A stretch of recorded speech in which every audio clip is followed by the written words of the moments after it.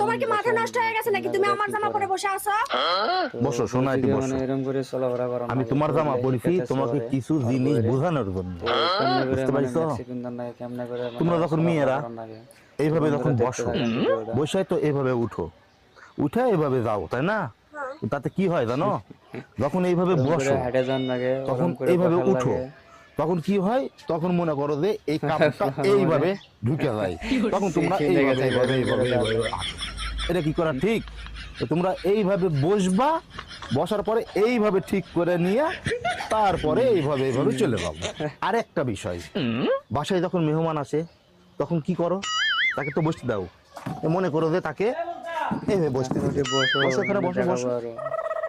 এ মনে করো যে মেহমান বসলো, তাহলে তাকে চা দিতে হবে। এবার কি করে চা দাও মেয়েরা? কি দেখা যায় সেটা দেখতে থাকেন। ভাবি ভাবি ভাবি, এই যে আপনি